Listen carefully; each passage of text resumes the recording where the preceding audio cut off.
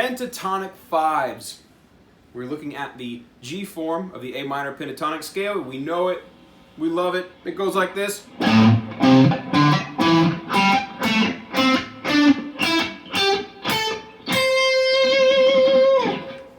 This is the G form of the pentatonic scale. If you don't know what that means, look up caged in relation to guitar playing and go check it out. It's definitely worth learning. If you haven't delved into it yet, just go do it. At least as far as the pentatonic scales go, it'll help you link the whole thing together all the way up the guitar neck. Alright, so here's the general mechanic. I'm just going to play through the whole thing and then we'll go through and break it up.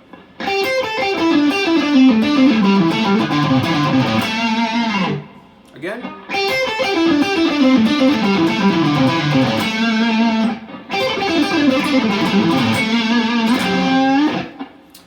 Alright, so here it is nice and slow. So I like to relegate for this particular lick my first finger to the 5th fret, third finger to the 7th fret, fourth finger to the 8th fret. And if by some chance I needed the 6th fret note, I like to add the blue note in there,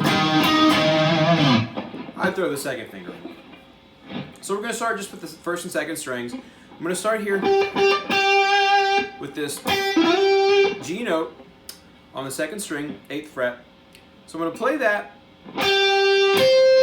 and I'm going to roll my finger and grab the same fret on the 1st string. And when I pick the 2nd string, that downstroke is going to continue and the pick is going to bury into the 2nd string. And I'm just going to break that tension to make the 2nd note happen. All right, here's what the right hand looks like up close. All right, left hand with it. Now, I gaffed one of those up and did this. That's not really what we're after. It's not going to be the end of the world if you have both of those notes played over top of one another. But really what we're after is some separation between these notes. So it just sounds like a machine gun rather than a bunch of mush. All right, so we got these two. The pick has just gone down. So we're primed for an upstroke, which we're going to play at the 5th fret of the 1st string. And then we're simply going to play the 2 notes on the 2nd string, high to low, for a total of 1, 2, 3, 4, 5 notes. All right? So then we're just going to take that pattern and we're going to propagate it through the scale, descendingly musically. It's going to go up towards your face in reality. And here we're separating the fingers here, no partial bar or rolling action. The next pair, I'm going to do a partial bar with the 3rd finger. Some of y'all might like to use the pinky. In my opinion, the partial bar, it's easier to execute at really high tempos. And I don't know, maybe just a little more efficient. If you can do it clean, cool. If not, try separating and using different fingers. This is just kind of what works for me. There are certainly no rules here. There are just things that some people have discovered that short-circuit the process, add some grease in the gears, make things a little easier. So really it's up to us to discern what those things are, to get them wired, and then be able to execute them without thinking about it. So, all right, so continuing on, the 4th and 5th strings, same thing. And then for the 5th and 6th strings, to adhere to the scale shape, we're going to have to split the fingers up this way. So the whole thing, nice and slow.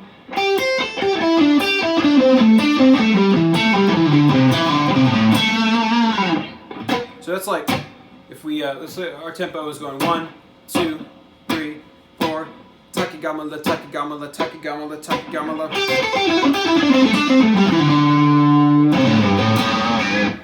Usually I put the 1 on that note, so that was a little uncomfortable for me. Takigamala, takigamala.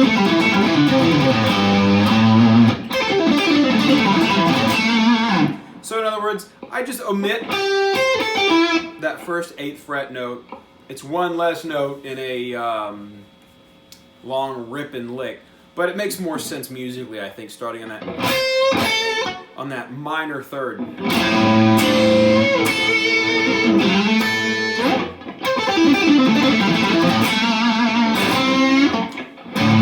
I don't end it on the low 6th string note. I like to end on a higher root note.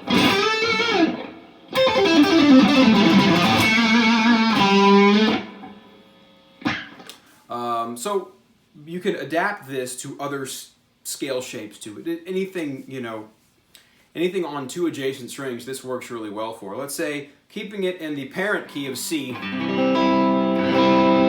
we have these notes here, the F, E, C, and B. So this is the 13th and 12th frets.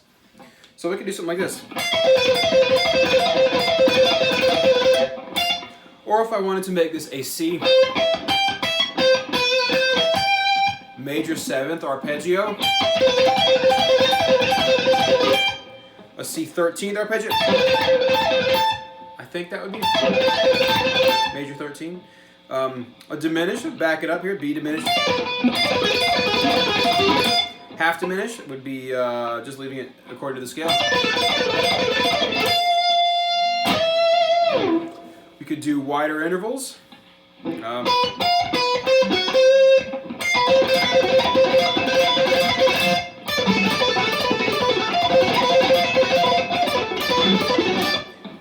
It gets a little obnoxious after a while, but and you can play chord progressions with it. Let's say C, A minor, F, G. This is kind of our old 50s rock kind of thing, right?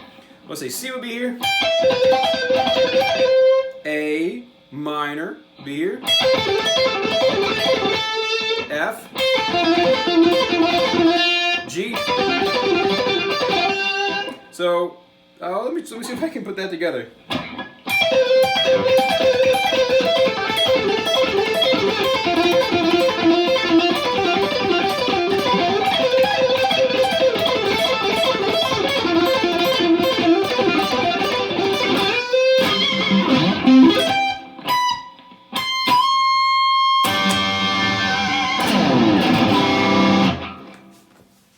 So maybe we'll get into that a little more later on. You know, the other thing we could do is move it around, move it from string to string. I kept all that on the 2nd and 1st strings, but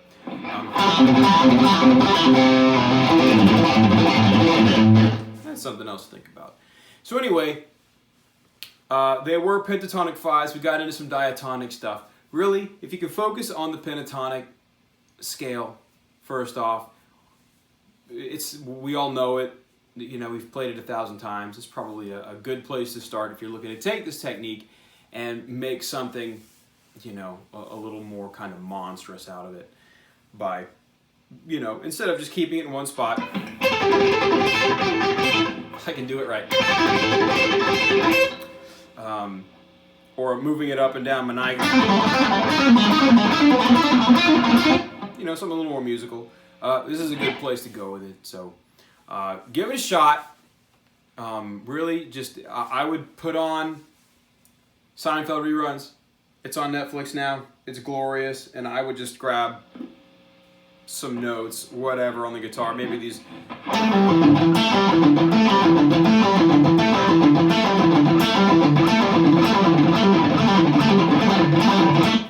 And see if you can get that wired. Once you can get it really going in one spot, moving it around the guitar, moving it from string pair to string pair is much less trivial at that point. Anyway, best of luck with it. Let me know down in the comments if you have any questions. Cheers.